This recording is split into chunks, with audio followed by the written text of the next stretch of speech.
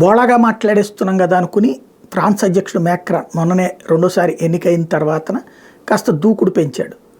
America Europe దేశాలని మొన్న మధ్యన బాగా ఇబ్బంది పెట్టాడు. ఏమని, అమెరికా నుంచి మనం బయటకు వద్దాం అంటూ యూరోపియన్ యూనియన్ కూటమి అంటూ ఈవెన్ ప్రత్యేక సైన్యం అంటూ కూడా తీసుకొచ్చాడు.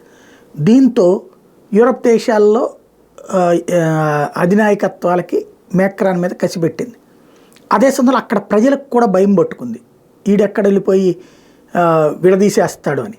అట్లా అదే సందర్భంలో యూరప్ నాటో దేశాన్ని ఇప్పుడు దాన్ని కవర్ చేసుకోవడానికి యూరప్ నాటో దేశాలు సహకారంతో ఉక్రెయిన్ చేస్తున్నటువంటి యుద్ధాన్ని సమర్థిస్తూ ఒక కొత్త ప్రతిపాదన చేశాడు. ఉక్రెయిన్ ఎట్లా ఓడిపోతుంది, ఇది ఎలాగే జరిగిపోతే ప్రమాదం కాబట్టి మనందరం కలిసేసి నాటో దేశాలన్నీ కలిసి రష్యా మీద దాడి చేద్దామని. దీన్ని ఇప్పటికే పలు దేశాలు తోసిపుచ్చినాయి. ఇప్పుడు ఫ్రాన్స్ ప్రజలే ఆగ్రహవేశాలు వ్యక్తం చేస్తున్నారు.